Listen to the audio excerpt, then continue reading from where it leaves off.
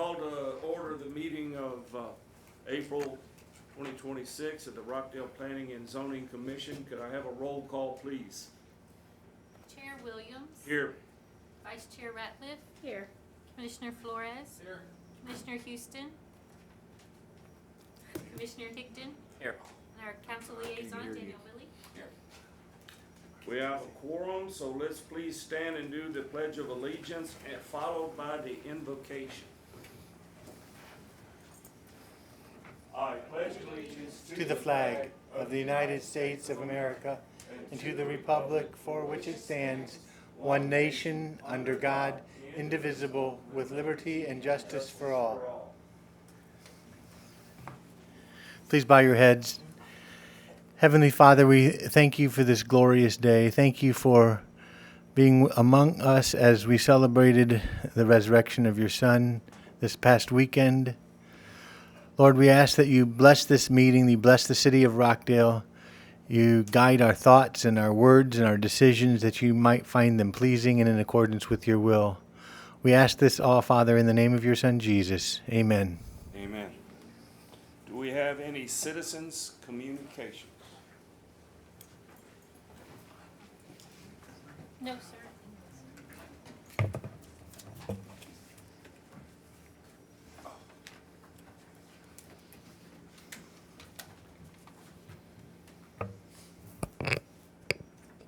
All right, it brings us to a presentation. Going to receive the presentation from the city staff regarding the March City Council meeting. Hi. This will be a really quick presentation. There wasn't much regarding you guys on this meeting. One thing that you might have wanted to know about is one of the home program houses are moving forward, 420 East 3rd. I don't believe it's going to be on the... We'll do 2 build-outs this year in sets of 3 is usually how we'll do it. They're not going to be on the first set of 3, but we're hoping maybe on the second set of 3. We went ahead and moved forward. They needed some variances to be able to fit that home on that lot because it is a very narrow lot. And it required 5-foot setbacks on the sides instead of 9. So the city council granted that for them at that last meeting. With that, that's all I have for you for that meeting. Okay. We have one other item that Tim is going to present. Mr. Miles, if you want to come up and join me. So last month, at some point, I'm not sure what it is, Charles Miles decided to step down from the Plan Commission after many, many years of service to the citizens of Rockdale. And like we like to do, I'd like to recognize his service. And so we had this plaque prepared, and it just says in recognition of your dedication and service to the Rockdale Planning and Zoning Commission in 2026. This is presented to Charles Miles. So, Charles, thank you very, very much for your service. So, thank you, Charles. Gonna miss you. Yes, I'm missing already. Y'all about to make me cry. Thanks, Tim. I'm scared to open the floor to you, Charles. Do you want to say anything? That was it. No, I will say it was a pleasure. Miss Joyce Ford is the one that invited me and recommended me, and I took her spot, and I was blessed to have that spot. I learned a lot. I served around a bunch of great people, and I really appreciate the opportunity, and thank y'all. Thank you. Yes, sir. I would like to point out that, while this is probably the busiest board or commission that the city has, and I recognize Charles's need to step away from that, but we do still need board of adjustment. We do need building standards committee members, and they only meet very, very infrequently. So, if your time permits that, you'd be welcome. Okay, and I'll keep that in mind. Thank you. All right. Thank you. y'all. Have a good one. Yes, sir. All right, that brings us down to action items. Action item actually says number 2, conduct a public hearing and take any necessary action on a recommendation to the city council regarding a conditional use permit request for an expansion of the existing mini storage warehouse facility located at 121 North Travis Street. Do you want to open the public hearing? We'll go ahead and open the public hearing at 1:36 for comments. Any comments regarding this matter? Do you wish to speak? I mean, do I need to comment on it to tell you what you know what it's for? I'm sorry. This is for them, It is for them, not for me. Oh, what would you like to know? Tell us your name. Susie Pounders. My husband Tommy, you want to come up? This is public, so we gotta make sure that we cover our bases Okay. on this. And you are the Owner, owner of Uh-huh. the property, correct, and you're planning to do an expansion. correct. Of the storage units. We'd already had a verbal consent to do it. The guy that we bought the house and the additional property from took forever for us to close. And so by that time, y'all had been created. And this is why we're here, to get your approval. Which house and property is it, to the right? Which what now? Which house is it, the one to the right? Which house? If you leave the Brook- property that you're talking. It's not, It's not the one no, I'm thinking? we wish. That was a wish, yeah. We wish. Yes. We're patiently waiting. Yes. Yep, Okay. but it's actually, you know where you tore the lot down that, what family was it? Cortez. The Cortez family had that lot there. We're adjoining that lot. Towards the railroad Towards the- tracks. Well, Or- the railroad tracks and then the property that goes toward Brookshire Brothers as well, that shopping center. So it's that red house right there, or is it white with red doors? It's that house there that will eventually be torn down when we start the process. I'll just say, I went by and looked at it, it's probably the nicest structures over there. Well, in that thank you. area. I appreciate you. It's been cleaned up a lot. It's been, yeah, everything's been cleaned up, it's really nice. Okay, Okay. Thank you. I'll go ahead and close the public hearing at 1:38. Hi, Ben. Hey, Chair. So, as the Pounder just said, we've talked about this for months now, and they just fell on the wrong end of an ordinance being passed to require conditional use permits for expansion of storages. When we first discussed, that wasn't necessarily the case. And then they got held up by the seller of the land and changed it to now. Address why that ordinance was adopted. Why that ordinance was adopted? Yeah. Well, the traditional, I think I understand where Tim's going with this. Typically, you require conditional use permits for expansion of storage facilities because they're typically not very nice looking. They don't create jobs for you, and they run down pretty quickly. But as Councilmember Woolley said, this is a very nice development out there, and I included pictures in your packet of what it looks like a couple of years after they receive their certificate of occupancy. They do a good job of keeping it up out there. On a personal note, I get a little nervous when we require the planting of trees and stuff. Sometimes the landscaping doesn't quite go through what, they've done an excellent job at their location. They have, and Ms. Pounders have met with myself, and when Barbara was here, we met maybe 3 or 4 times to talk about landscaping alone. So they have a very good idea of what we expect. They've done a great job of implementing it themselves. They actually went above and beyond the last time on their beautification standards than what we required. I did put in your packet, if you were to recommend approval to the city council for this, that their new standard with the land that they are gonna now plat and put all together and expand this unit out, they would be putting in an additional 12 trees and 24 shrubs. I saw that. And so that, a lot of that would probably happen along the Cameron corridor, I imagine.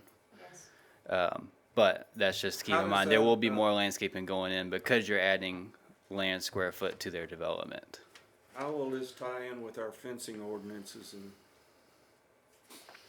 So right now, the Because fencing. I know that we're supposed to have reduced height along the highway and things like that. but So that's of for course- privacy fencing. So this type of fencing that they are doing is not privacy. because you can see through that fencing, so that does not apply to them. So they could do that iron rod fencing that they have out there along Travis, along Cameron, because you can see through it. Can I recognize a question, or are you Of course. at a point you can stop? We're actually not putting that fence along the highway. We're moving the entrance and the sign and everything to the front so that that's open. It's probably gonna move to the highway, and the front will be like it is at the front right now, With the but the gates. sides will be like the sides are right now. So Ah. around the railroad tracks will be closed in, and down the other side by Butcher Brothers, it will be closed in with a privacy fence. The highway will probably look The exactly highway like will it look is like here. this, it'll be more open. Yes, with all the We wanna be magnolia able to trees. visually see in there as much as possible, but also want something that's difficult to get over. How many new units? 100. That's total or A little The under proposed new expansion. About 100 and something, 106 or something like that. Wow.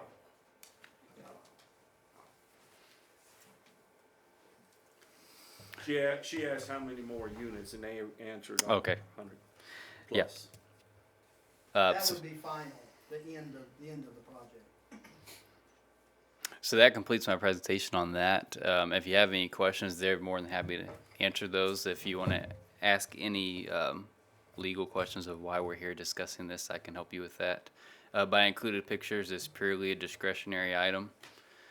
Did that come from the legislature that we had to do that, or what triggered us? No, a lot of cities are starting to do that with storage units and car washes. A lot of cities are starting to require conditional use permits because a lot of cities see them as blight or similar to blight, that you don't want them along your highways and you want to limit them. But again, the Pounders run one of the more beautiful ones I've ever seen for how storages look. And you're comfortable? I think expansion of one that's already there and we already know what we're getting is a lot easier ask than a brand new one like we had previously reviewed. So Unknown quantity. And so are we gonna have a lot of trouble with acquiring titles and stuff in this area? We hit a snag with that home project and then a snag Well, with this, but the home project was different. The reason that title was hard to get was because they were under a contract for deed. And it was working with the landowner at that time that was making it difficult. It wasn't necessarily that there were title issues. It's just we couldn't get them to respond to the request that we needed to get that situated. So they should be fine. A lot of the title issues are more on the southern east portion of town, is where we found that, because the plat and lots out there don't reflect with each other, which is why you run into those issues. Houses built on wrong lots, things like that. This isn't one of those areas. With this being on, with their moving the entrance to Cameron, will there be any issues with, moving trucks or trucks, bigger, as far as making that turn into the property off of Cameron? Or has that been considered? So Just be one driveway. yeah, I mean, they're gonna get one drive. There's already a drive out there, so they don't have to have TxDOT approval that meets the turning radii for those type of vehicles. I'm assuming you have AutoZone and everywhere else has the same problems. What was the width of that drive? Existing drive is for residential property? It is for residential, but TxDOT has come through recently, and the drives are the same because they're treating them all as commercial drives. When they had their project when I first got here, Okay. they didn't differentiate between residential and commercial. They took away a lot of drives because traditionally there was a large drive opening to where you could turn in almost wherever you wanted, and they took away that for most businesses. Are you planning any climate-controlled units in this? Well, originally, we had this drawing which didn't have any, but if we get approved, we've thought about maybe putting some climate control in. So I believe the only climate-controlled units are actually just outside over by the airport in the city. this is an action item. Do we have any other questions? Commission? If we approve it today, what any obstacles they might find when it goes to city council? When it goes to council? It's just gonna be council's discretion. I've never taken anything like the city council, so I'm not sure what their stance is on storage.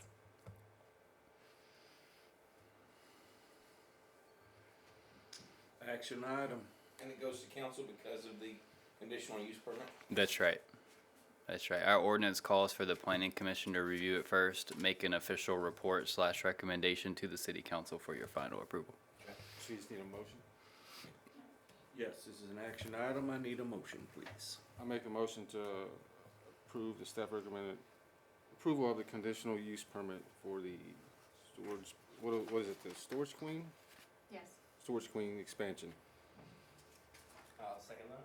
Motion made and seconded that we approve and pass to council. All those in favor, right hand.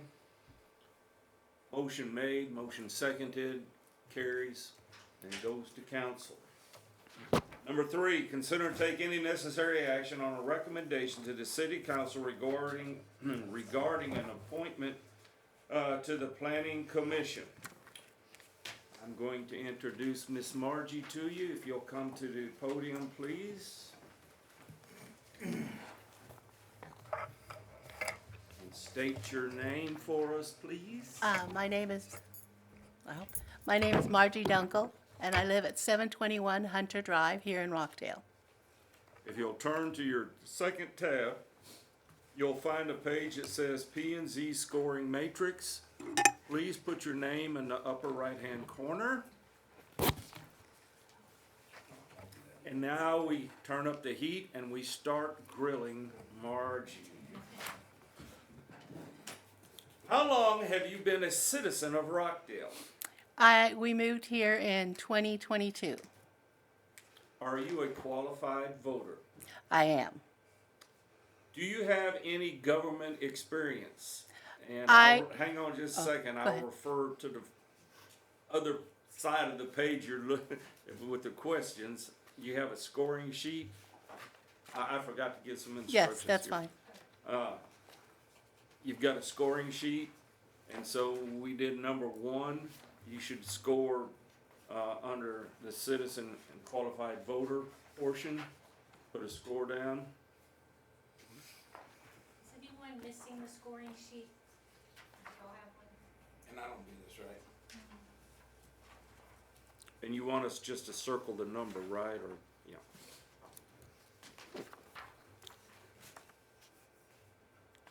You were answering, do you have any government experience? I've worked nonprofit my entire life, and one of the things we have to work with is government contracts. So that's the experience that I have with government. I've worked with Texas Workforce Commission.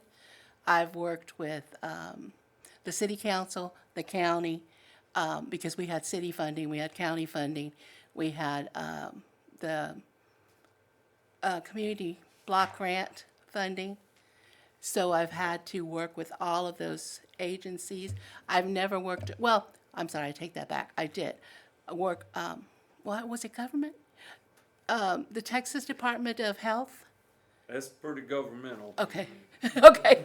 I did work with their it's not Medicaid program. It was the other one, but it had to do with it was a children's program. So I've worked with that. So I've had a lot. My entire work experience has been associated with working with government agencies, but I've never really been inside of them, which is really great because of the restrictions. I'm sorry. For commission that answers number 2, you should have a number circled for number 2. Or the second one down on your list. Oh, I put down 10 years, but I'm somewhere along in there. It may be stacked or cumulative, I guess. But do you have any planning experience? No, city planning, I've never really actually been involved with city planning outside of just visionary work. How to create a community, what would be needed in terms of resources. When I worked with the nonprofits, we created a group association kind of thing where all the nonprofits would gather together to see how they could share resources and how they affected the community as a whole. So I understand the coordination of services, the need for collaboration. And basically just how important it is for all these things to work together to plan for a good community and a good city. So there's a lot of visionary work that's required when you do planning. And I tend to look at the bigger picture, but actually direct experience in doing it, no.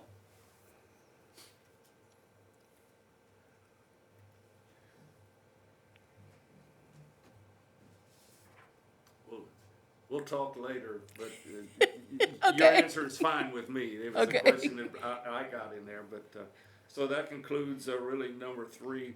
Do you have any development experiences?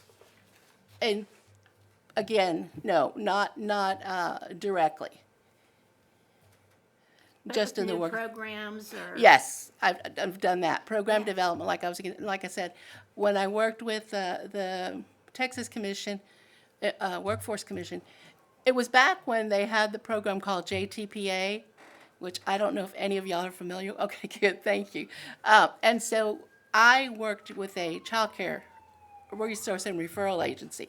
So what we created the child care program that's now known as CCMS, which is the last time I saw, the child care management services that pays for child care for participants in workforce. I was part of creating that entire thing.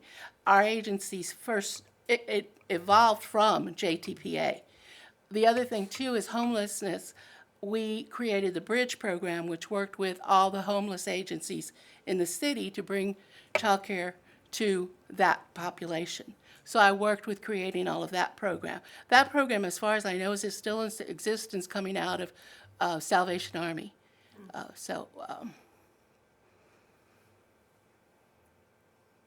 Questions? Have you attended any city council or other city board meetings? Yes. And the answer is yes. And yes, and How yes. frequent, how many, would you estimate? Well, I've been to 2 or 3 city council. I've been to 2 or 3 MD, the MDD. You've got so many check marks on your application. I'm scared to ask this question.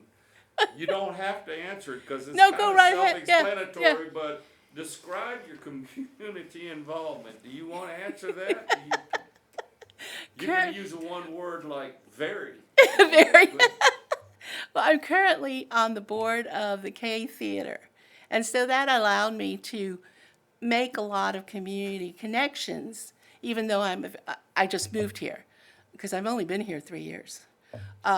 But I also work with the I don't even know what you call it, the Ministerial Alliance. So I work with the church, so I'm very familiar with churches in the area. I work with trying to bring that together. There's a prayer call that I do on Tuesdays. I try and have prayer in the park, at Bridge Park, once a month, community-wide, for prayer for the city as a community as a whole. And so I have been involved with the library. We have a Monday bridge that they do for seniors, so I attend that regularly.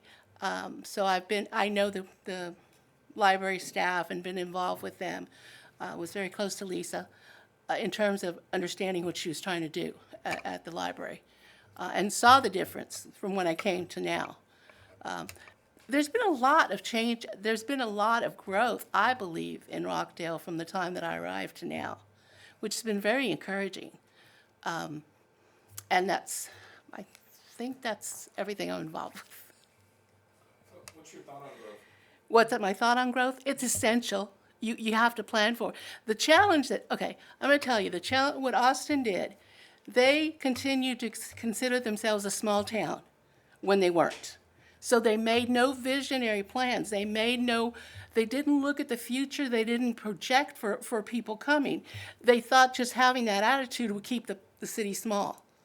And unfortunately, a lot of people think that if you just think that you can keep it small, it will stay small.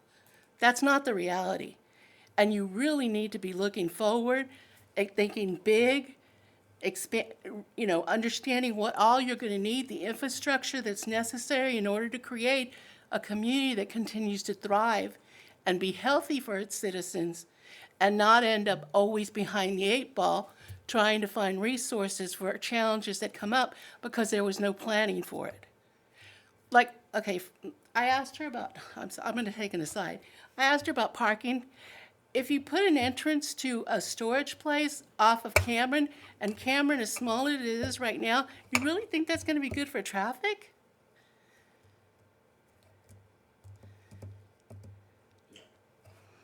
Anyway.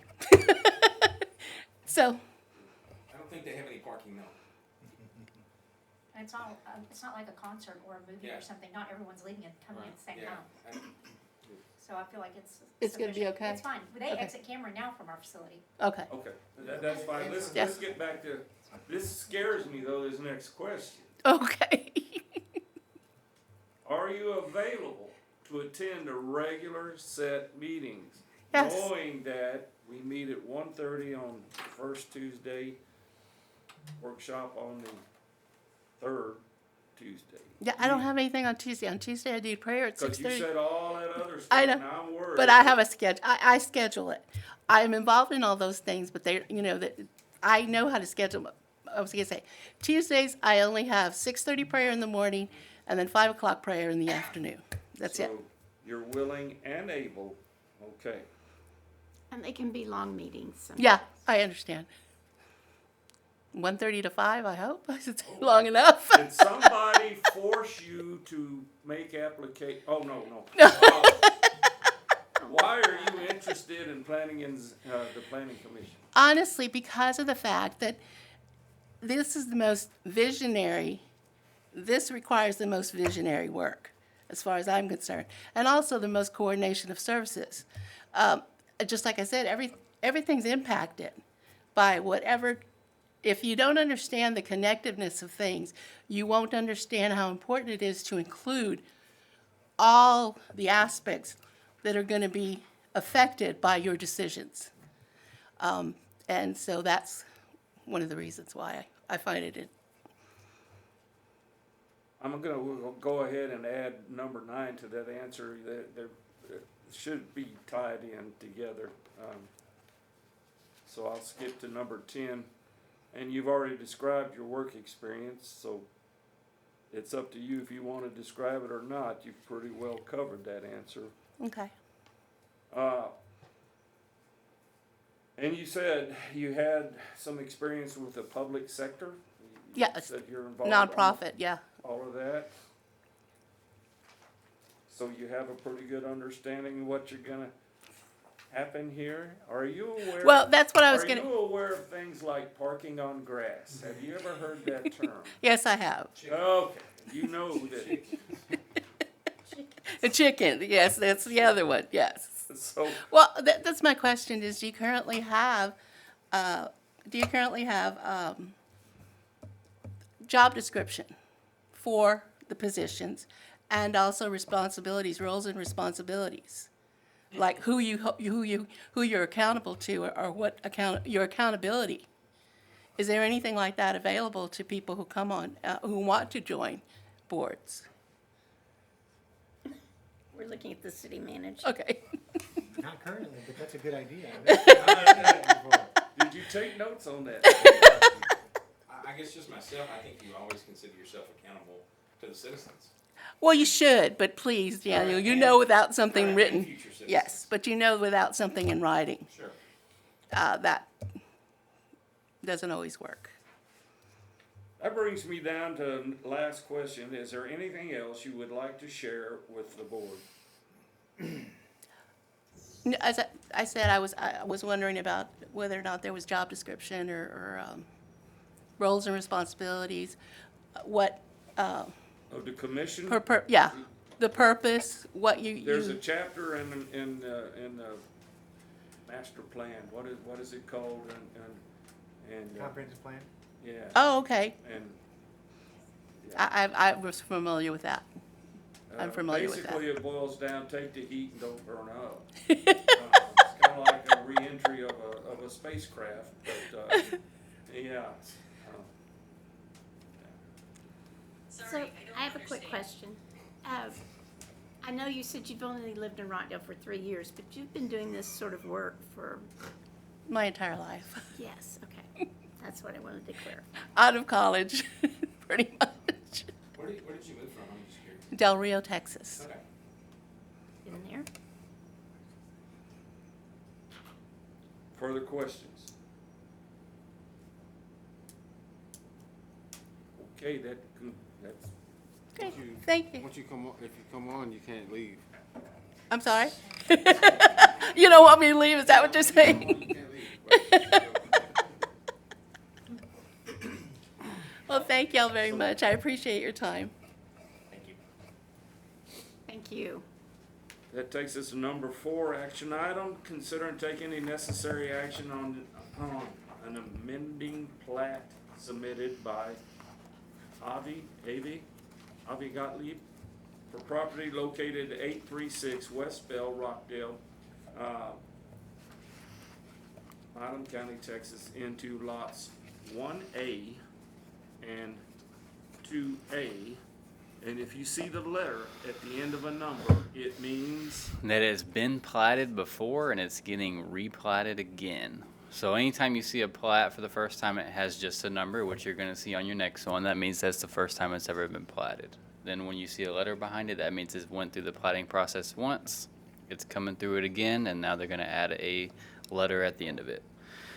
This one has a lot of issues with it, and it almost boils down to the same issue over and over again, but I'm going to spell those out for you, and if you have any questions, let me know, because I know that can be a little difficult to read.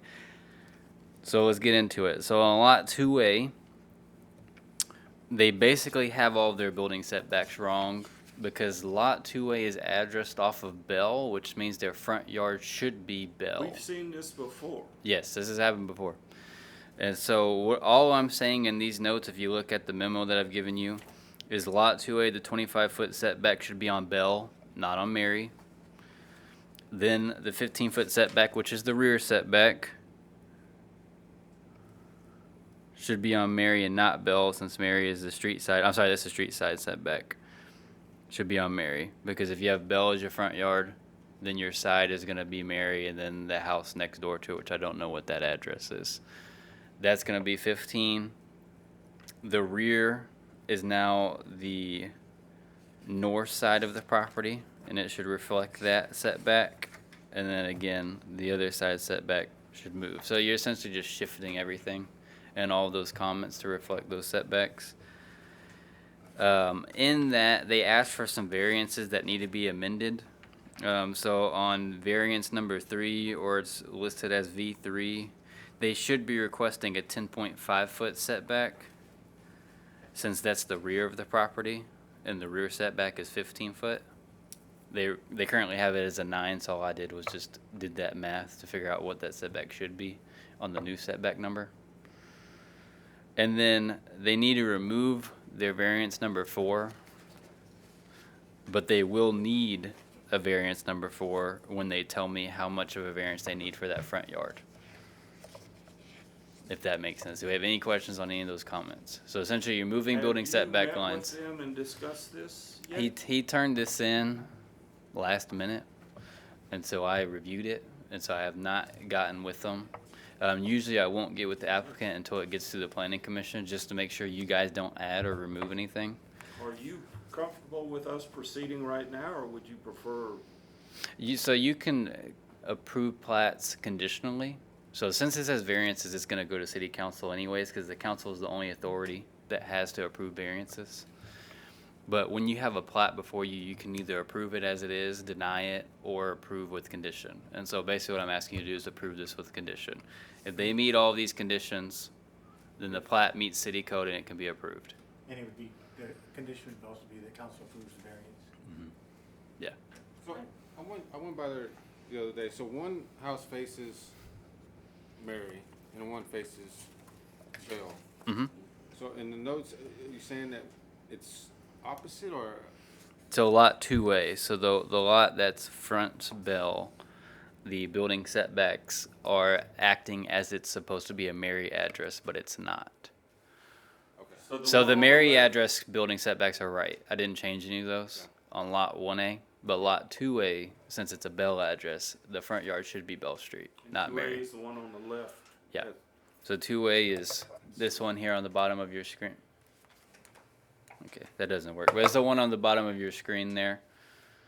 Does that one work? Yeah.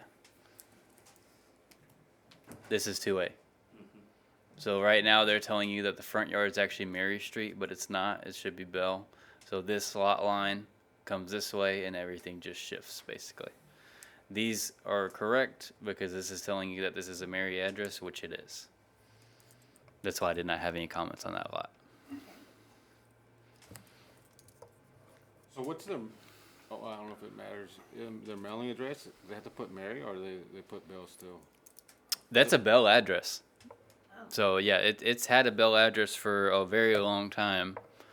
I just think when they did I don't know if the original plat had it as Mary and they just fronted it on Bell and they got an address on Bell.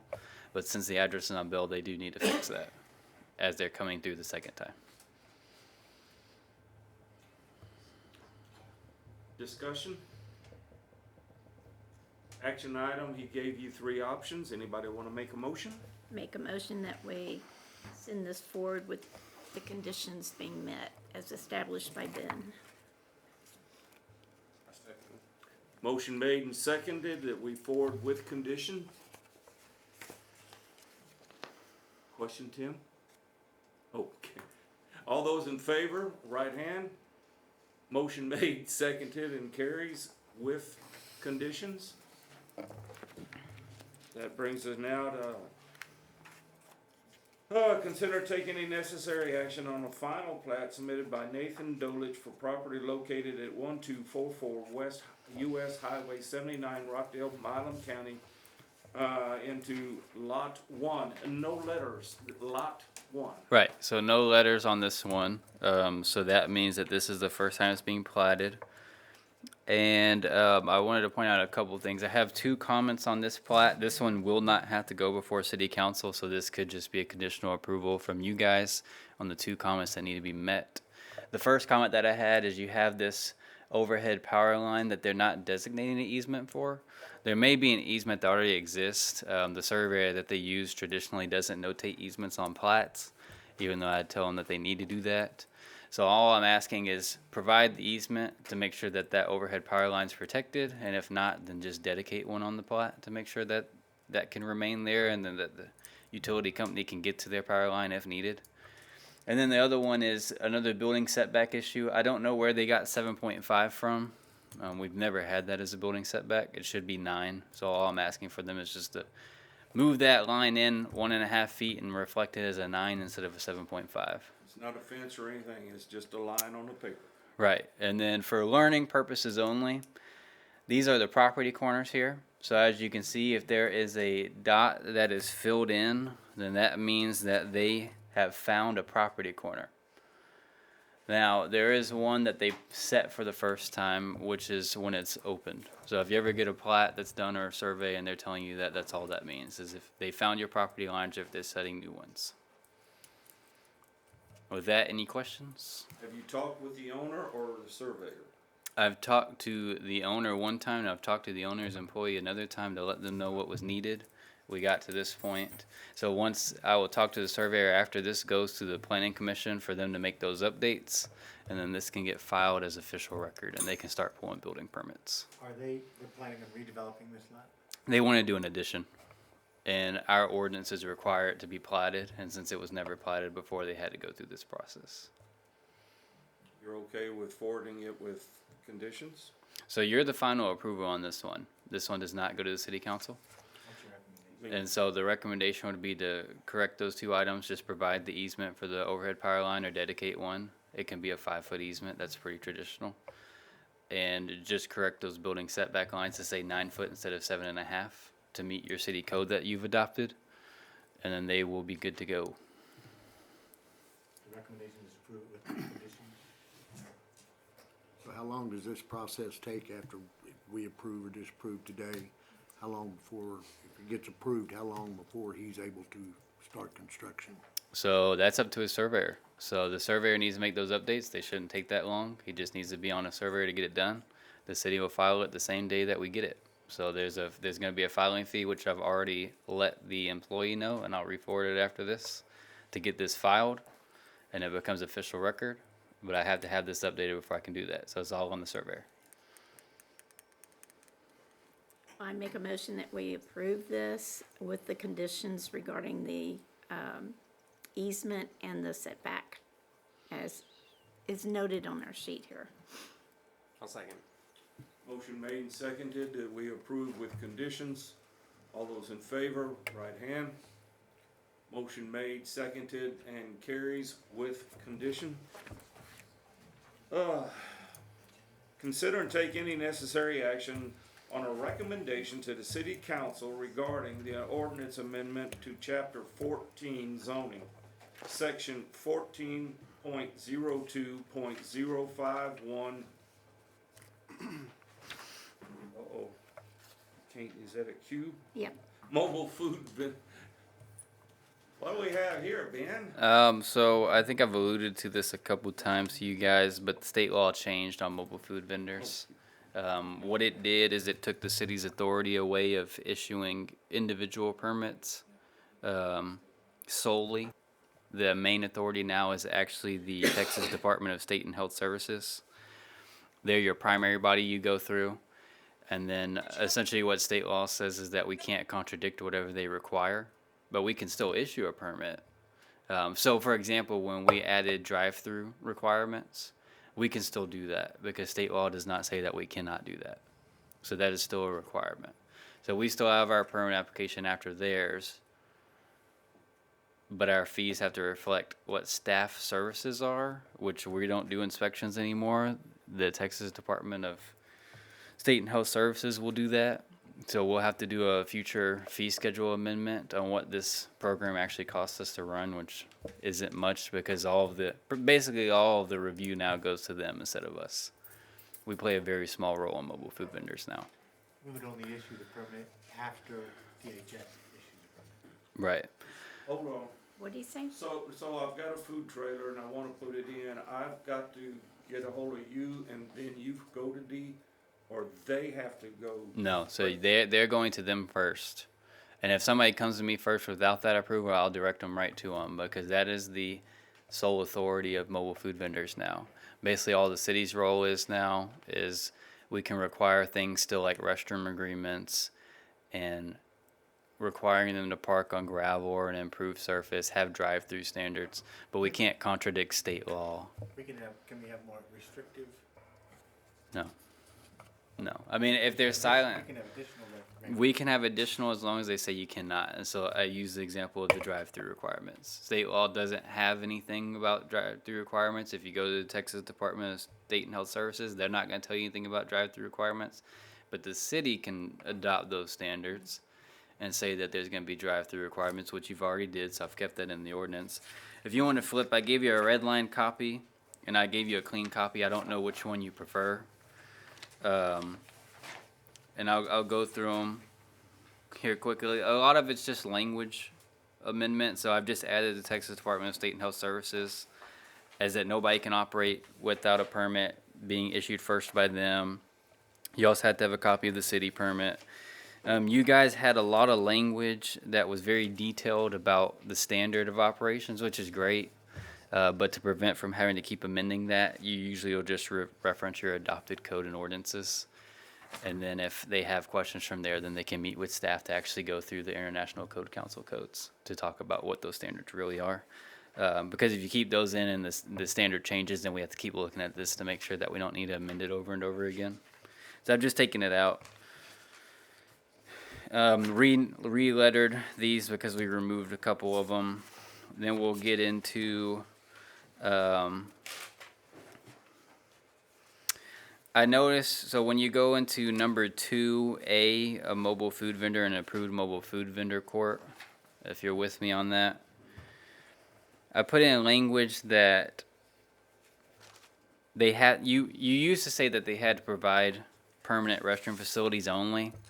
I gave them the option because you give everybody else the option of coming into an agreement for restroom facilities within 150 foot of the property. So I've just added that language in there to be a little bit less restrictive on them.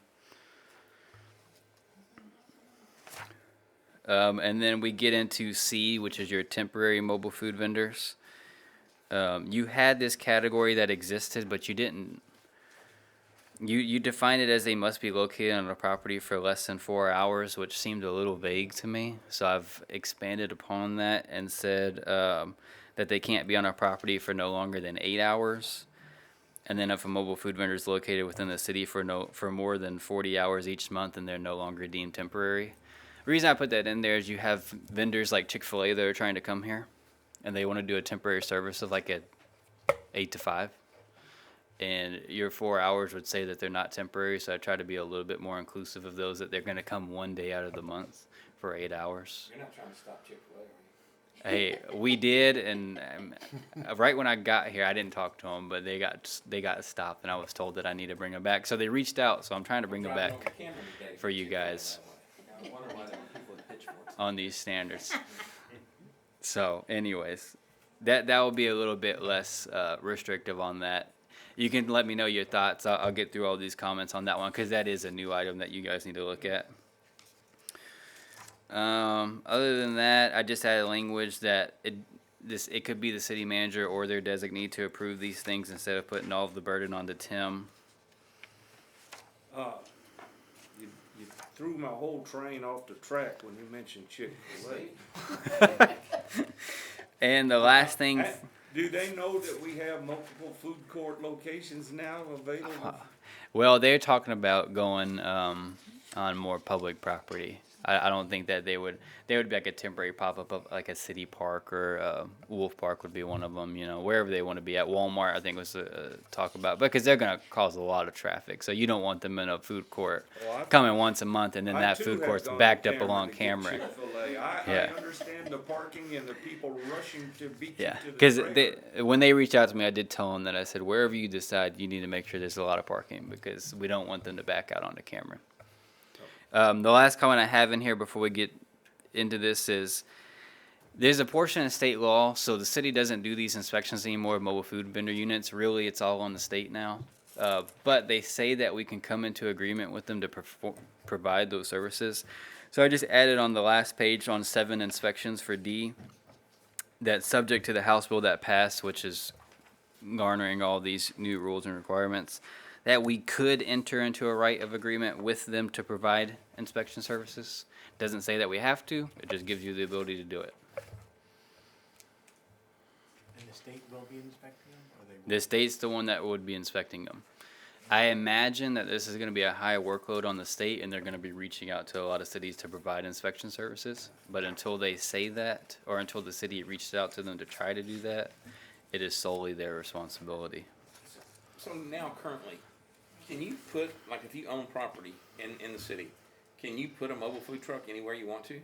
In commercial districts. In a commercial district? Yeah, not residential. Not residential.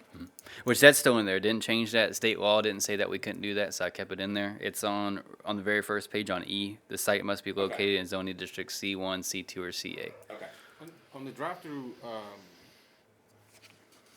ordinance, whatever, I think I heard Tim mention, could the city be more restrictive on that? Why would we want to be more strict on the drive-through ordinances? Is there some kind of? There's some safety issues that we talked about. I don't think the state has one, do they? No, they don't. So anything that you make is automatically more restrictive than the state because they're silent on it. We developed those maybe a year ago now. Yeah. We talked about how much the car length would be, the signage that's required, barriers so that the car wouldn't run into the mobile food vendor if they're not paying attention. Do we have many people that have drive-through here? Just one. One. Okay. It is actually spearheaded by the one. They wanted a drive-through, and I told them that they couldn't at the time, that there had to be standards developed because previously it said they were prohibited.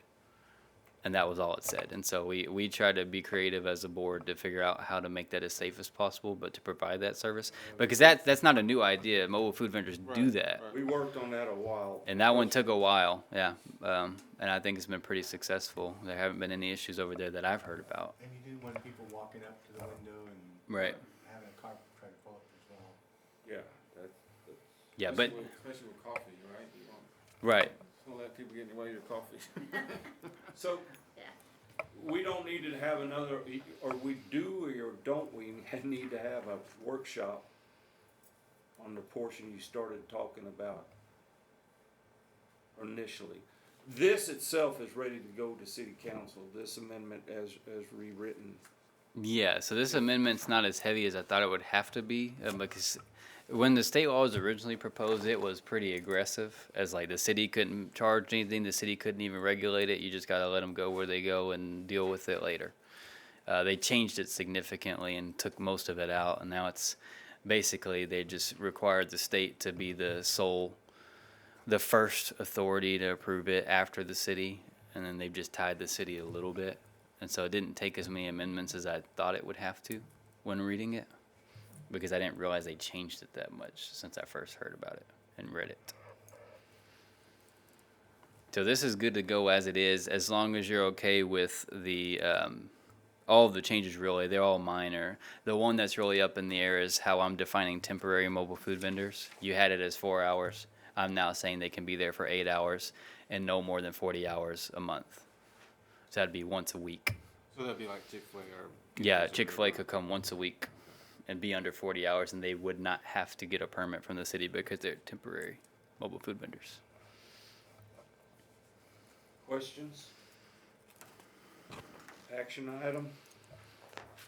I move that we approve the zoning ordinance change, section 14.02.051 for mobile food vendors. I say. Motion made and seconded that we approve this amendment. Pass it on to city council. All those in favor, raise your right hand. All right, motion made, motion seconded and carries. Are we down to approving the minutes from the last meeting? You should have that in your packet. Approve the minute. Back up just one sec. I don't know if I got a reverse or not. Hang on. No, just real quick, Ben, under one, C, I think there's a word missing in that sentence. Okay, let me see. 1C. Each mobile food vendor shall display at all times in a conspicuous, it's displayed what? Their permit or their license? Oh, so it's saying it as a list. So it shall display at all times, blah, blah, blah, and then it's a subsection of everything they need to display, which will be C1. the Yeah, Department of C1, Health. 2, and 3 is what has I it. Yeah. see. Okay, thank you. Mm-hmm. Sorry. No, Got you out of order. good catch. Back to the minutes from March.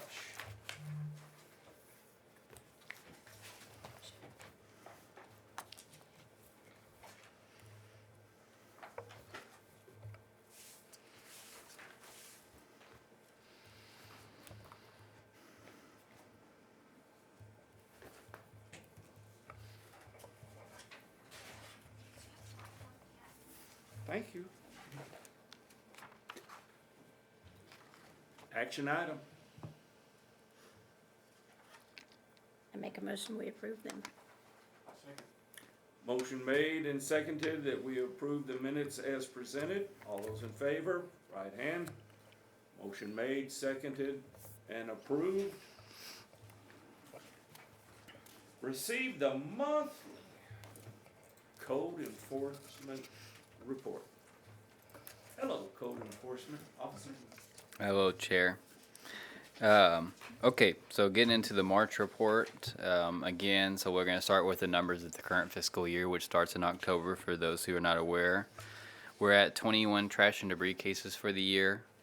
We're now at 20 high grass and weed cases, and then 16 miscellaneous cases, which again could be anywhere from not pulling building permits to property maintenance violations. It's just easier to categorize all of them under one instead of just giving you every single one and putting a 1 or 2 next to it. With that breakdown, in the completed category, we've had 35 that have complied, 2 that are remain open in court, and then we have 20 that are open due to the timeline not passing for them to speak to the judge on not complying. And then I've given you the year-to-month comparisons from 2024 to 2026 to keep the trend of what you can see that code enforcement's doing. In March of 24, you had 43 cases on that month. You had 32 the next year on 25, and then you've had 21 this year for this month. A breakdown of those numbers: in March of 2024, there was 1 trash and debris case, 34 high grass cases, and 8 miscellaneous cases, which I believe that year we hit pretty hard on low-hanging trees, if I can recall, of why you're going to see more other cases. On March 2025, you had 10 trash cases, 16 high grass cases, and 6 miscellaneous cases. And then in March of 26, you had 2 trash cases and 19 high grass and weed cases. And then the charts on the next page to see how that looks for you. And then you've asked me to keep a record of who's in court and what's currently going on with them. So you have those 3 properties listed below that are in court in the year that they were placed into court. And if you got any questions, that is the end of the report. Are you needing anything from us? Not from you guys. I'm looking forward to, Tim and I are working on starting to get a second employee in here to help with code enforcement, so that way we can be more proactive, and especially towards our more time-consuming things such as vacant commercial structures and tire distributors and things like that. Did you get your new truck? We did get a new truck, so if you see a little silver, really small truck driving around, we're working on getting a decal on it, but it's us, so don't be scared. It's just code enforcement. I saw the new Chevrolet, I think it has a compressor on back. Is it? Oh, this one's a Ford Maverick. No, yeah. Yeah, they call it a truck. Yeah. I don't know if it. You I got don't. that from Fleet? Is that one of those Fleet vehicles? Yes. Mm-hmm. Yep. I mean, sorry. Luckily. Hey, that's the nicest vehicle code enforcement's had probably in 20 would years, 25 years. So pushback on tire? No, I mean we have one that's not compliant that I'm working towards compliance on, but everybody else has been compliant, and it's a strong ordinance because it has portions in there that you can just go after tires being around. They don't. It's a tire registration ordinance, but there's a portion of that ordinance that I put in there that you could use for even residential properties for them to clean up their tires. Questions? Yeah, I forgot to ask earlier. The home program, how many a year did you say that the city's wanting to do? Well, so we budget 40,000, and with our match that gets us about 6. It doesn't always fall at 6 because there's something in the program that after you do a certain amount, they have to hit a certain income qualification. It goes from like 40% to like 20%. And there was one year we only were able to do 1, and it was because we could not find anybody that met whatever that percentage income was. I've talked to the grant administrator, and she's confident that we'll hit 6 this year because we're not at that number that we have to find somebody at 20%, which I think we actually did. We might have actually found somebody at 20%, which is why we can do 6 this year.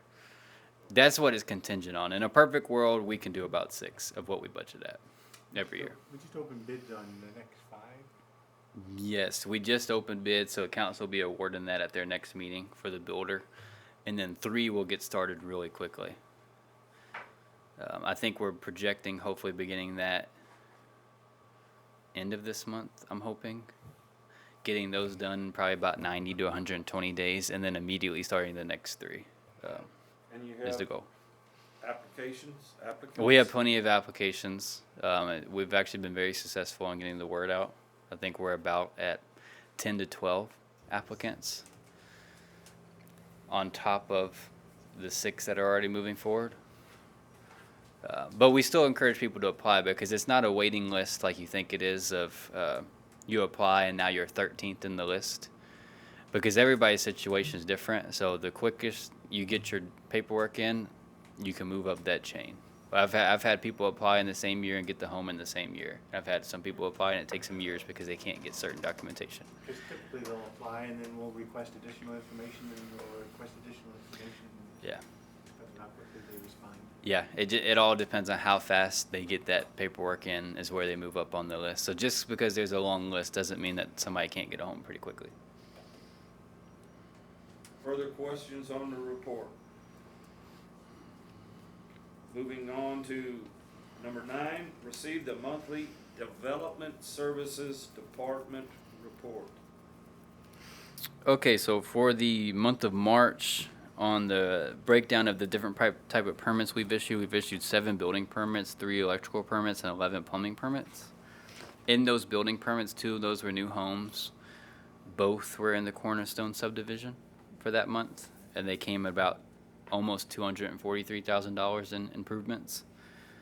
In the other projects, they were all really small building projects this time around, so you only have about $53,000 in estimated improvements in those.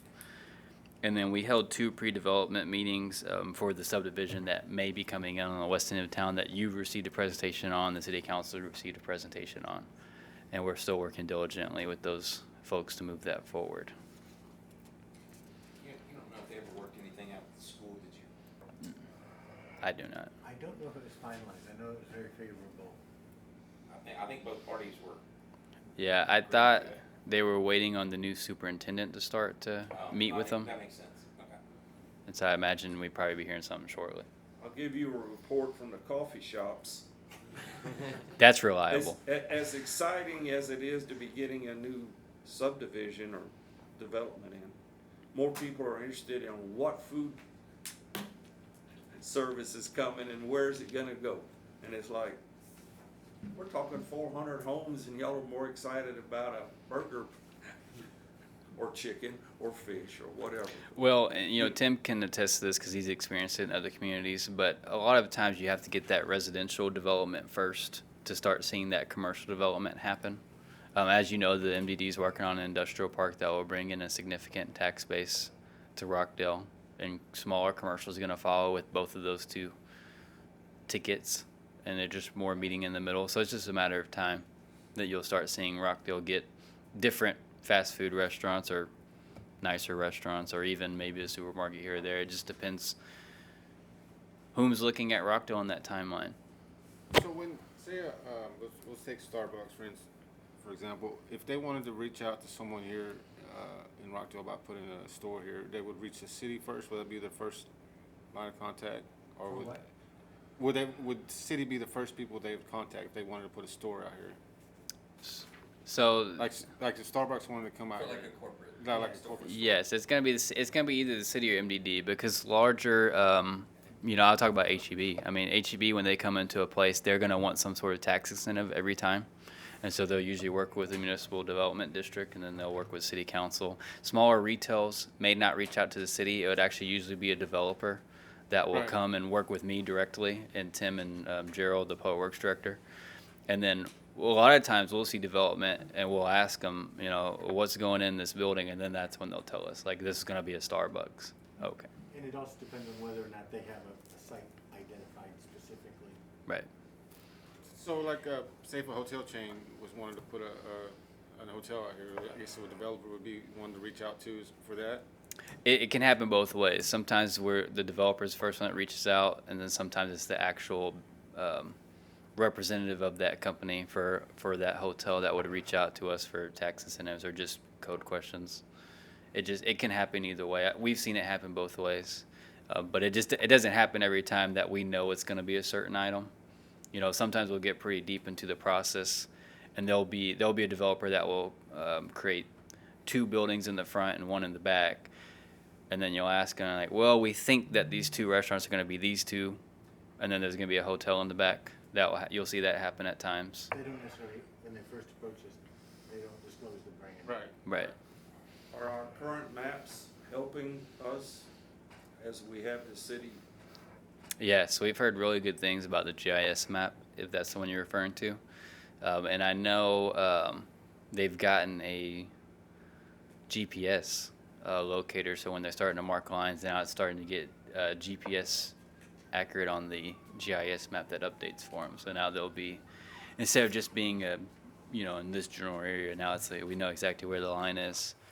that will service your development and how deep it is and what the condition of it is and the material that it's made out of. For each manhole and valve and hydrant. Yeah, it's getting more and more detailed. Public Works is doing a good job of updating that map. So the MDD is basically the board that would kind of welcome like big retailers that were looking out this way. There would be their face. I mean, they would see them more than the city of trying to talks about getting over here, like HEB or something. Yeah, like MDD would be because I was just thinking if there was like a board of some sort that would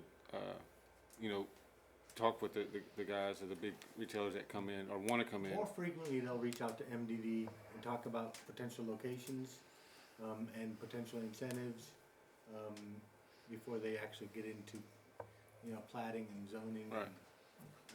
Or the MDD going and finding them. Yeah. Really should. Yeah, That was my I next. think the best way to That's put what I it. was going with. Is there a board that is? Yeah, the best way to put it is MDD is the one fishing for them, and then they bring them to the city, and then the city prepares the meal. Have you heard any more from the young lady from Murphy? About the gas station? Uh-huh. About their sign? It's moving forward pretty quickly. Well, the last time we met about that sign, she kind of left. It resolved itself. So what your code allowed, she was okay with the size, and so I mean, she. I've driven out there several times. There's plenty of room. I Yeah, don't think no. she knew how big that And it's sign not was. Yeah, obstructive. I think it was not fully understanding what the ordinance Yeah. allowed because that table can be a little difficult to read.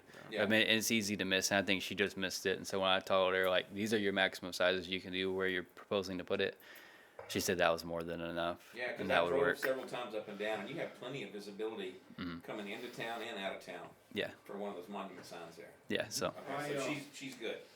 I had a comment on that because when we were reviewing what they said they were gonna do, it sounded like they were just gonna tear out the existing island out there and expand it a little bit for a store. I didn't know they were gonna dig to China and I don't know, they put new tanks. oh in. no, yeah, they're taking all the tanks out, putting new tanks in. Their footprint's going to be expanded a little bit. I think it's maybe an additional 100 or 200 square foot Of the building? of the whole site. And the building's going to be a walk-in building now, so it'll be It's significantly a bigger. convenience store. Yeah, it's going to be one of those. It's just a modular building. They're moving in. That will be let everybody come inside and Are they gonna have fewer pumps? no. Okay. When I was counting their pumps, I can't remember if it was the same amount of pumps or if they had 4 more. I couldn't recall. We counted them in the meeting. But it's just going to be a little bit bigger of a site, but it's going to be very similar to what they had. The big difference is the building. Instead of going to a window, now you'll actually walk into a store. If anybody's been to that one on A.W. Grimes and 79 up in Round Rock, it's gonna be that size. I don't know if Yeah. anybody's seen that one. It's across, it's right next to UFCU Bank. It's about that size. When is it proposed to be completed? 3 months? Yeah, I thought they told us that it'd be about 3 months. They wanted to be operational in 3 Pretty months. Quick turnaround for. And they started end of March when they started digging that up. 3 weeks ago? do you know anything about the 6 acres across the street? Have we had any? Oh. Hey, Ben, you gave that one up easy. So council had approved back in October a proposed development agreement with Sunway for the development of a hotel with 2 additional QSRs, quick serve restaurants, along with 40 build to rent units on an adjacent 5.6 acre property. And we had, incentives lined out for them. And there was a timeline of progress that they were supposed to meet.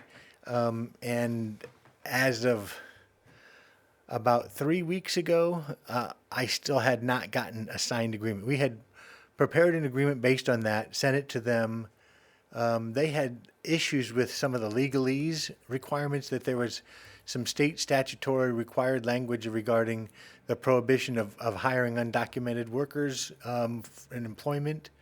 And they had some issues with that language in there and concerned that if it was violated, they'd have to pay back the incentives. And we worked with them to make that as lenient as clean as possible. So that according to state law, they really weren't liable if a subcontractor or if the QSRs that they end up developing, hires undocumented workers, the developer wasn't going to be responsible. But we worked with them on getting meeting each and every one of the demands almost, other than just to strike it completely. And they were still coming back, and most recently had raised concerns because we had originally estimated the property to be $1 million, and we were selling it to them. We were offering to sell it to them for, I think, $450,000 as part of the incentive package, and they wanted us to do an appraisal on the property to determine that, even though that really didn't affect anything that we were, this was an agreed upon price. And so about 3 weeks ago, I sent them a letter basically rescinding the previous offer. I'm going to be talking to council more about it on Monday. One of the issues is that they were supposed to extend a water line to that property, and then we were going to extend it around the corner. So basically, it would be to County Road 306 at that point. And then Jim Maddox was planning to tie in at that point and take it to his subdivision. And at this point right now, he is likely to be ready and moving forward more quickly than this guy was. So I rescinded that deal. I'll be taking it to council whether or not we want to put it back on the table or amend it, because we were going to have to amend the timetable requirements that council had given me, because we'd missed a couple of milestones already because of the fact that we still didn't have a signed agreement. So was a feasibility or need study ever done for this new hotel? No, we did not. We had proposed to do one of those about a year and a half ago, Joan, if you recall, and you had objected when council was considering to do that. So we didn't do a needs I assessment. objected to us paying for it. Okay. At any rate, that's not going forward at this point. But there is other interest. One of the things I was going to share when you asked about other restaurants coming to, Jim Gibson and I attended an ICSC conference in San Antonio, which ICSC stands for International Conference on Shopping Centers, it's actually just a retail recruitment conference, deal-making conference, and you have brokers and developers and retailers and franchisees and financiers and all the players attend this conference. And they have a national conference, and then they have a statewide conference, which the state of Texas conference is the biggest statewide conference in the country. And I have attended since I've been since 2009. I have probably attended about 11 of these ICSC conferences, or no more than that, probably 15, because I've gone to some of the national conferences. And I'd never received a better reception from retailers and developers over the potential for coming here. There was not any deals made, but there were a number of places, like example, Panda Express, said they planned to come here. I never thought of them. When I went up and talked to them, they didn't have a time schedule, but they're working on, I guess, one in Taylor. And when they finish that one, they're going to start looking for a location in Rockdale. There was a chicken place that I talked to that said they were very interested. There was Bell's that was very interested in Rockdale, but they needed a existing building. They only like to go into they don't like to build new, which we don't have an existing building for them. But there was interest there, and there was a few more businesses, both restaurants and businesses. There was a sporting good, a small sporting good company that I talked to that had some interest in coming here, and so it was really, really encouraging. And I think that we're just on the edge. And we've been talking to a new retail Catalyst commercial, which is out of Dallas, that helps cities in their recruitment efforts for retail. We've been talking to them as well. So I'm excited about what we have potentially coming here. See the study that came out today that discussed the growth in this central Texas triangular area? Mm-hmm. That what they say 25% of the population in Texas would live between Dallas, San Antonio, and Houston. Mm-hmm. No. And this area, No, and the topic that they talk about in some of these meetings is the Highway 79 corridor.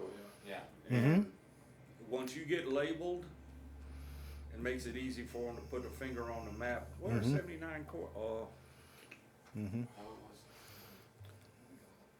but there were, Yeah. but there were probably 6 or 8 retailers that had a higher level of interest than I've ever experienced at those conferences. Well, I think they're figuring out now they have to get in earlier or get left out totally. Well, and that's one of the things, we have a limited resource as far as from a land standpoint along our 79 corridor that we want to make sure that they can use. And so, and we'll help start marketing even land that we don't own that's developable from a retail standpoint. So. All right, any further questions on the report? With no questions being asked, I note that it's 2:47 and I hereby close our regularly scheduled meeting of the Rockdale Planning and Zoning Commission.